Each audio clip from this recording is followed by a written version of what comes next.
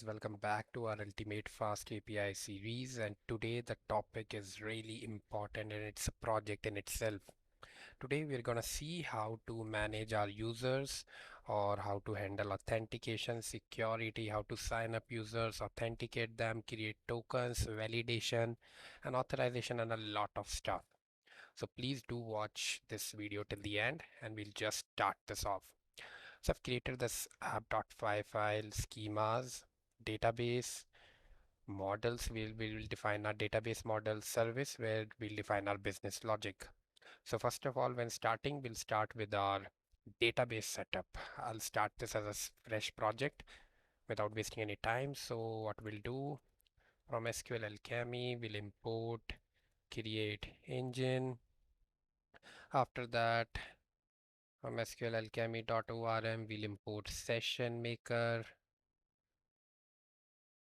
and our declarative base for creating the database models. .ext.declarative import declarative base. Now we'll define our DB URL, which is going to be our SQLite, standard SQLite URL, and then followed by the location /SQL.db. Yeah. And now what we'll do, we'll create our engine. Engine is create engine, which is creating our connection DB URL. That's it. Now we'll create our session local as we have already discussed using session maker, and we'll just bind it to our engine. Nice. Now after this we'll define our base, which is declarative base. Nice. And we'll define our get database function, which will give the database instance or the uh, session or instance of a session to every request. So we'll create our db equal to session local object. Now this is one session created, and now instead of returning, we'll just yield it. And why yield? So that finally when the control comes back, we can just close the connection. Right. So we are done with our database setup. Now we'll see our models. Now in model, we'll take a small user model just for our understanding. So I'll just do from SQL Alchemy import column integer string. We'll take date time, and what else? I guess this would pretty much solve our case. And we need to import our base from the database. For every database model, it needs to inherit from the base class. So from database import base. Now we'll define our user and it will inherit from base class. We'll define the table name, which is going to be users. Now we'll define some fields, ID, column, integer, which is going to be self-generated, primary key true, and then username, which is going to be our column, which is going to be string, and this is going to be unique, and we'll also define an index on it. Now email is going to be our string again, and we'll make it as unique, and we'll also define it as index equal to true. With the help of index, it's not necessary, but it makes a query or filter over it pretty much faster. Now, what else we can take? Hashed password we'll take, that will be stored in our DB column string, and this will be nullable equal to false because this can't be null. When the user is created, hashed password has to be there. And now one will take created date, which is going to be our column, and this is going to be date time, and we'll set the default so that we don't have to set it up while creating user, and default will be our current time. From date time I'll import date time, and the current time we'll get it by date time dot UTC now. Yeah. So this we have defined our database model.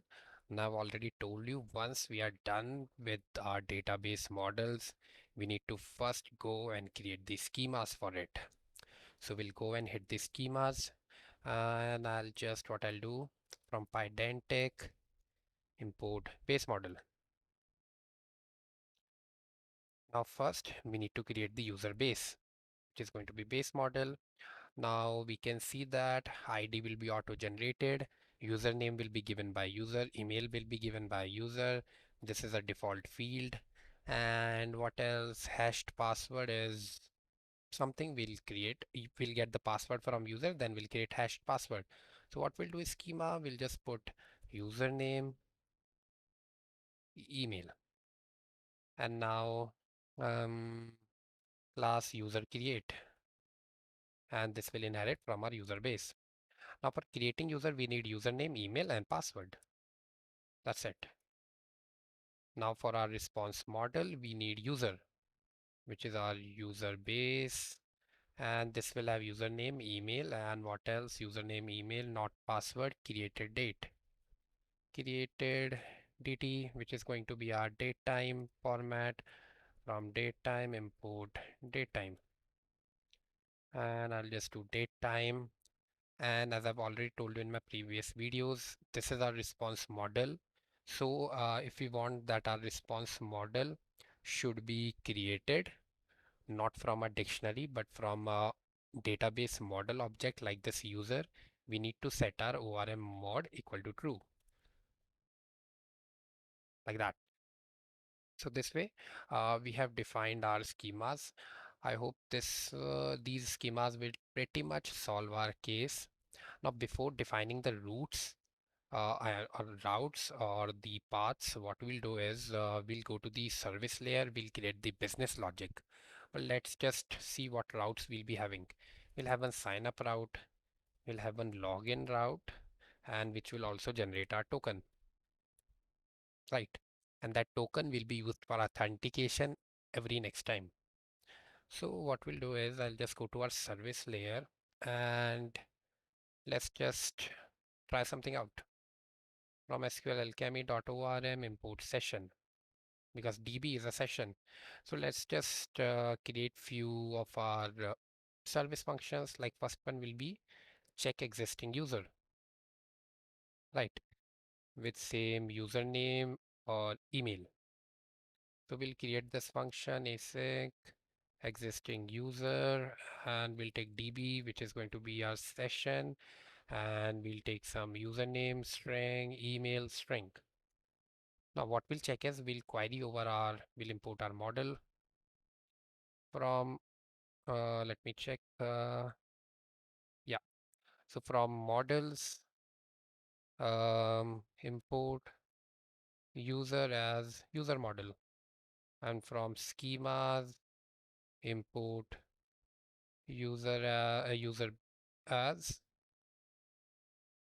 user schema, and user create as well, like that. So what we'll do is we'll query over db user and we'll query over user model. So what we'll do, we'll db.query over it and we'll do the filter. Let's just filter by the username. We'll check if that username already exists in our database, and then we'll filter out by email. So what I'll do is user model dot uh, username equal to our username dot first. Now if db user, will just return it. Yeah, that means already it exists. Now we'll check by email, db.query user model, and we'll just filter it out by user model dot email equal to the email provided, the first one. Now if db user, will return just db user, like that. Now if it doesn't exist, we'll just return none, that there's no user with such username or email. Now next part is how to, let's say, authenticate or authenticate user, right? Or instead of authentication, let's first see how we can create our token. That would be the ideal case here, how we can create the token. So let's just see the token creation first.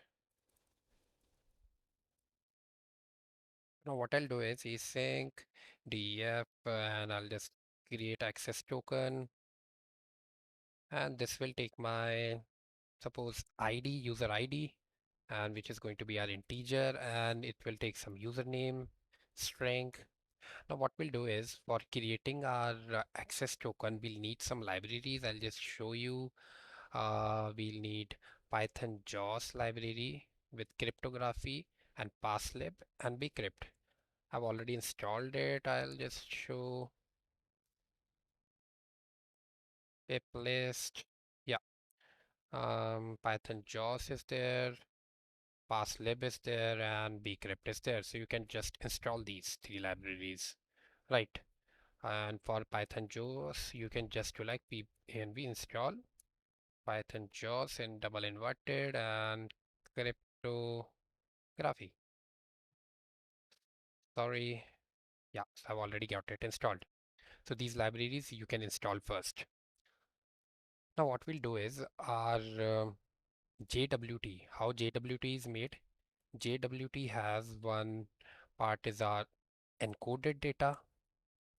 Now next part is our secret key, and next part is our the algorithm which we'll be using. So this is what a JWT looks like. So what we'll do is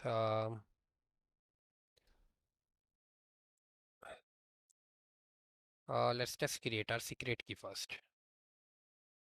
Secret key, which is going to be suppose my secret key for now. And now what I can do is I can create my encoded data.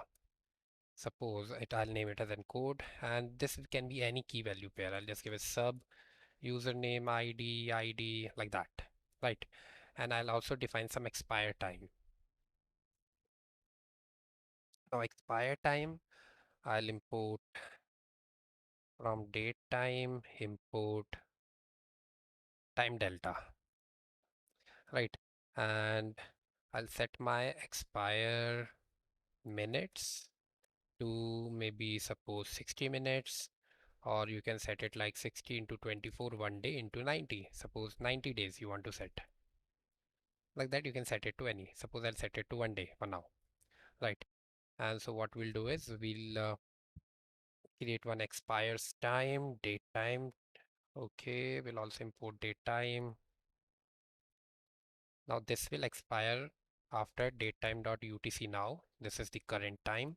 Plus we'll also add the expire time, time delta, and we'll define our minutes and we'll give it expire minutes.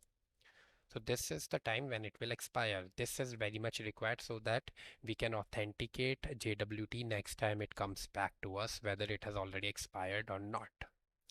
Now we'll just add it to our encode expires, or let's just say XP, and we'll just put it expires like that. So simple as that. Now what we can do is we can just return our JWT. Now, okay, we'll need to import JWT as well from our JAWS library. So from JAWS import JWT. That's it. Looks nice. And what we'll do, we'll just encode it. So let's just encode it for now. And first part, as I've told you, is the encoded data, which is in our encode. The next part is our secret key, which is our secret key, and next is algorithm. Now algorithm can be like there are multiple algorithms. I won't go deep into it, but we'll be using some most frequent one used, which is going to be our HS256, which is a 256-bit encryption, and which is going to be algorithm. So this way, this will encode our JWT token and it will return it in the form of a string. Now let's check how we can sign up, or let's first check authenticate user. Or authentication should not be done right now. We'll just check how to get the current user. We'll see authentication when we work with the sign up, because we need to hash the password as well. So we'll check that as well. So get current user from token. So what we'll do, um, get current user, and we'll just define DB, which is going to be session, and we'll just take token. And now token, okay, it's a dependency. I'll just import it from FastAPI, import uh, depends. Okay, we'll just take it as depends. Now, on which thing it is depending upon? Now, this is really something important. We just need to check out. From FastAPI.security, we'll import our OAuth2 password bearer. Now, this is, you can take it as a class provided by our FastAPI security, which will handle all our username and password input and also to store the token as well. So this, whenever we are dealing with username and password, we need not create our separate username password field as such or take it as a query from user like that. We can just make use of this OAuth2. Now we'll create one object of it. And what we'll do is OAuth2 bearer and we'll just do our OAuth2 password bearer and this is our token URL. Okay, now this is interesting. Now what this will do is token URL is we need to give in like this one I have given a relative URL.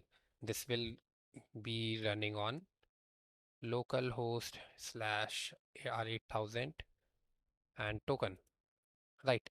So this is we need to define one route slash token which will take the username password coming from our OAuth2 bearer from here and this will be sent to this URL and this should return some token. So we have to define this slash token route in our main app and this needs to be defined.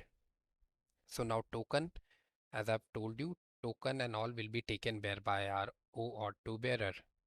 So we'll just put one dependency of it as we don't want to handle all any dependency on our own. We let FastAPI handle it. And now, so we'll now try to decode the token that we created here.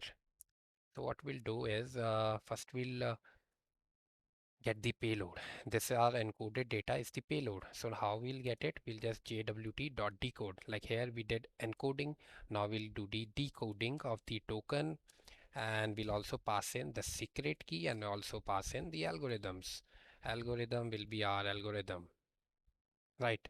So this is how we need to decode it, right? So now what we can get is we did username also and ID also. So we'll do username. Username is going to be a string and this is going to be our payload dot get and this was in our sub, right? And we can also get the ID. ID is going to be our int and this is our payload dot get ID.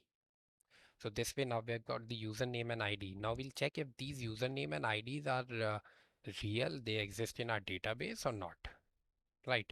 So first of all, we can just check if username is none or ID is none, right? In that case, we can just return none if any of these are none.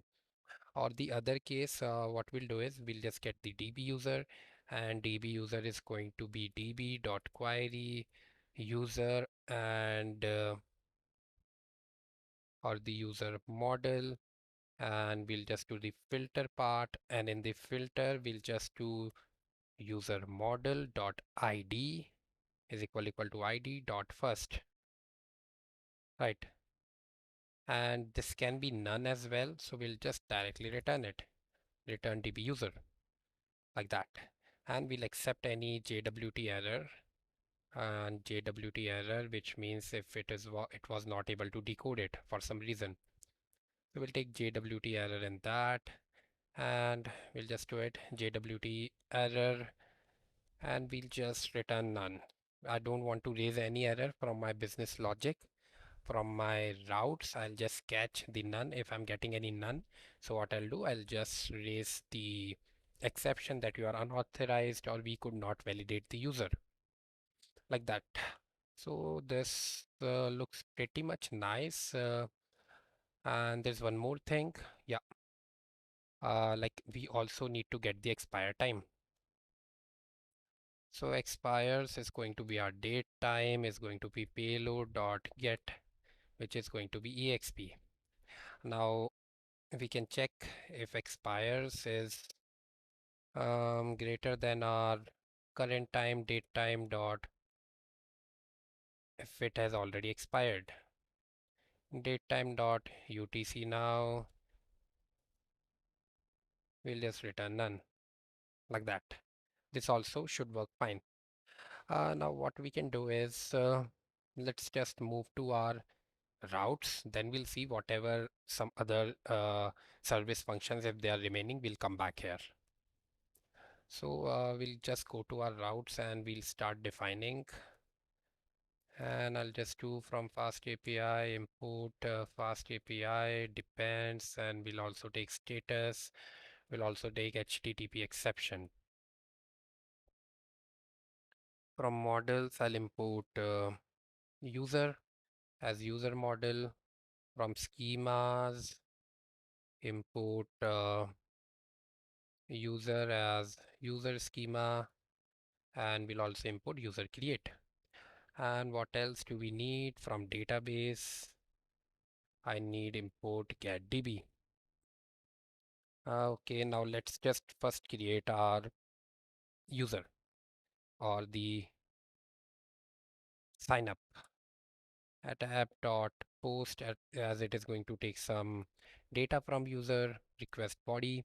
And so now what we'll do is, I'll also define the status code, which is going to be my status dot created HTTP 201, and I'll define my create user, and which is going to take our user request body, which is going to be our user create. Now user create, we can check what it is. User create is username, email, and password. And what else we'll do? We'll take DB, which is going to be our session. From FastAPI, from SQL alchemy.orm import session. Now session, which is going to dependent on our getDB, which will return us instance of the database or the session. And now I'll just check for the existing user first. So what I'll do is db user, and we'll import our service, import service. Yeah. So what we'll do is service dot what was the function name? Just check it. Existing user. Okay. Existing user, which is going to take db and user dot username and user dot email. Now, if we have got the db user, that means already that username or email exists. And or you can even do is not none, which is going to be same. There's not going to be much of change in that, right? And I'll just raise one HTTP exception, which is going to take my status code of status dot conflict. Conflict will give, and will give detail that username or email already in use, like that, right? Now what I do is, if this username and email is raw, it doesn't exist, so we'll create a user. So we'll use our service function. Okay, but we haven't created any service function, so this was the service function left. So we'll do one for the create user, and we'll do something like create user async def create user. And what is it gonna take? It is going to take our db session. And what else should we take? I think we should take some that user schema, user create schema, right? And user create. And now before that, like how to hash the password, for that also I've already told you, we are using some library bcrypt.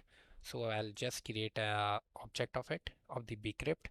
So what we'll do is, from our passlib and bcrypt, so from passlib dot context, will take context import crypt context. Now this will, crypt context is nothing, it will take what we can say, it can take like any library or any algorithm. Like in our case, we are going to pass it bcrypt, and then it will hash the password or any string value that we give to it. And so what we'll do is, now we'll create our bcrypt context, You can name it anything, and we'll take crypt context, and then we need to provide it the schemes or the algorithm that it is using, and we'll give it bcrypt. That's it, and this should pretty much work fine. Yeah. So now what we'll do is, now our main job is to create the user and save it in the database and also hash its password. So we'll just go and we'll create a DB user, which is going to be our user model, and user model is going to take our username is going to be user dot username. It is going to take email is going to be user dot email, and we are also going to take hashed password. Hashed password is going to be our bcrypt and dot hash and user dot password, as we are taking password from user in user create. And create dt time, as we have already set it to default, so we need not set it. So I'll just save this function and I'll just move here. And now what we can do is, okay, we forgot one thing. Now this, we have created a object of the user model, but we haven't added it to our DB user, and we'll also db.commit, and we'll just return DB user like that. Fair enough. And so what we'll do now, okay, we'll just call our function. Here also it should be await, and we'll just do await service dot create user, which is going to take DB and user. Now this is created. Now what we can do is, let's suppose instead of returning the user, we'll just return the token for it. So what we'll do is, now we'll create the access token for our user. Await, and this will do what will take await service dot create access token, which is going to take ID. So ID, we need ID also. So what we can do is, we can return DB user. Okay, we have already returned. We'll take it here, DB user, and we can just pass in DB user dot ID, and we can also pass in DB user dot username. Simple as that. Now we have got the access token as well. Now we can just return it in any form we want.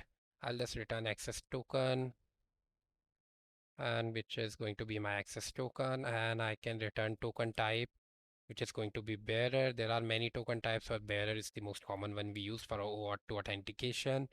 And we'll take username. Username is going to be our DB user dot username. So this is how our sign up works. And let's just try to run this first and see what our sign up is looking like. And we'll go to our, we'll just run the app, UVCon app, and reload. Okay, sign up. Have we got the, yeah, database? Username, suppose Mohan. Email is suppose mohan at gmail.com. And password is suppose again Mohan. Nice. Okay, see, now we have got our access token. This is our JWT token. Right, it works fine.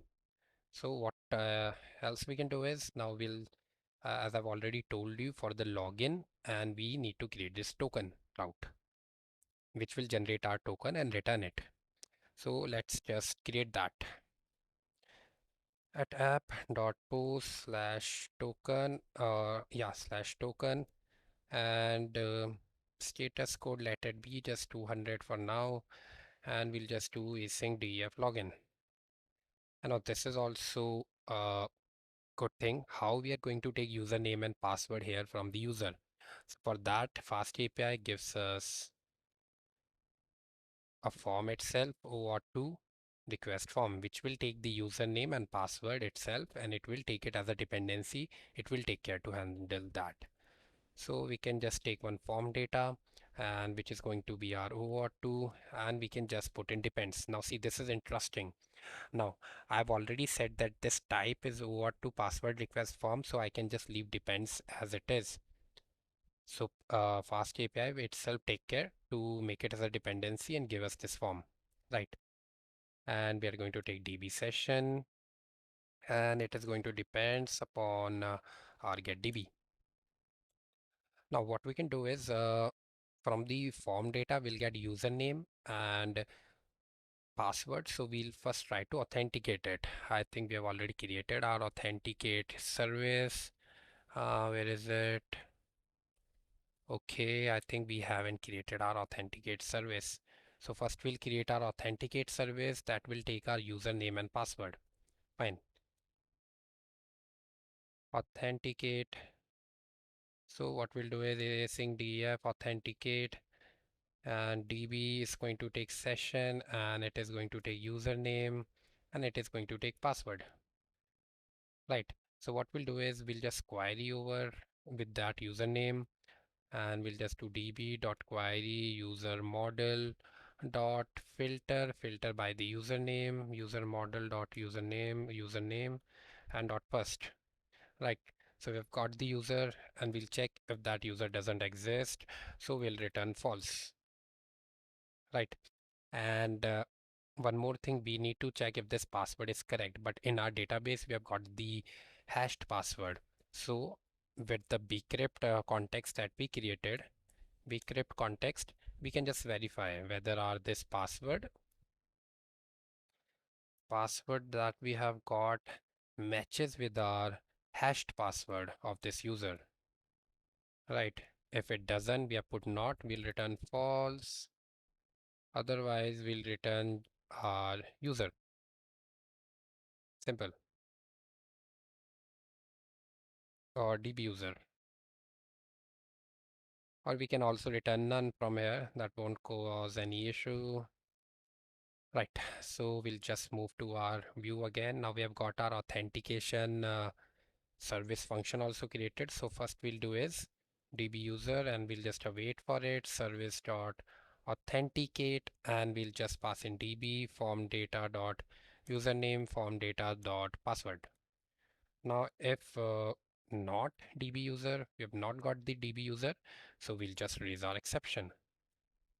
And this should be our unauthorized, because something username or password is incorrect and we could not authenticate him or authorize him.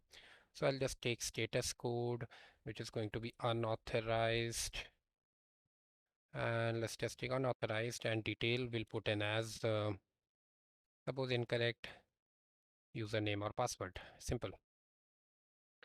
And what we'll do is next one, we need to create the token for it. So now this is authenticated. We'll create token for it, await service dot create access token, which is going to take our dbuser.id, dbuser dot username, and I'll just return it access token, which is going to be my access token. I'll just return token type, which is going to be our bearer. This is our standard way of returning a token, like that. So I'll just check this, and we'll just rerun it again. Okay, we'll just go to our route. Okay, token. See, so it has already given me username, which is going to be my Mohan, and suppose I'll put in Rohan as password. You see incorrect username or password. Now I'll just give in the right password, Mohan. See, it has given me the access token for the right password. We need not worry about this scope, client ID, and client secret for now. We'll just skip it. So this works like fine. Now, what else we can do is, we can do like getting the current user with the use of token. This is one way, like for every request now, whatever APIs we are gonna create, we are gonna take token along with that, so that we can first verify the token and then we can proceed with the request. This is another way. So that we are going to discuss in the upcoming videos, but I'll take one simple route here. Uh, app.get slash profile, and which is going to take my return my current user. Async def get current user, and this is going to take token from user token and db session and depends and get db. I think have we created any service function for this? Get current user from token. Yeah, this one we have already done. So what I'll do is I'll get db user from await service dot get current user db token, and now if not db user, I'll just raise HTTP exception, and I'll just raise status code, and status code should be, I'll give it unauthorized only, unauthorized, and I'll just give in the detail which is going to be uh, you are not authenticated. Otherwise, I'll just return the DB user, and DB user is going to be in the form of our schema, which schema? The user schema. So I'll just take in the response model as schemas or user schema. Yeah. So we'll just try to run it, and let's just rerun it. Profile, get profile. Okay, token. First, let's get the token for that user. Mohan. I'll just copy this token. See, this copying the token, we need not worry about it. The front end needs to take care of it, storing the token in their cache or their local storage, and then sending it with every request. And I'll just paste it here. 500 error. Let's just check what is the issue. Okay, we're facing some issue with this. Okay, fine. Um, I'll just remove it for now, just to check my logic. Right. Yeah, works fine. Create a date as well. Okay, and now what we can do is for this, if I'm not wrong, I think I can just check it like if date time dot UTC now, or expires is the, okay, maybe I'll need, it's a date time. Yeah, right. So what I'll do is I'll just check if my date time UTC now, but it is not letting me check. Maybe I'll make use of some time delta. Okay, we'll skip it for now. Uh, I'll try to cover this expires in our next video when we'll see how to uh, use token to authorize our every request. So we'll take some more examples for user management as well. Yeah. So thanks a lot for watching this video. If you have any doubts, please let me know in the comments. Thank you.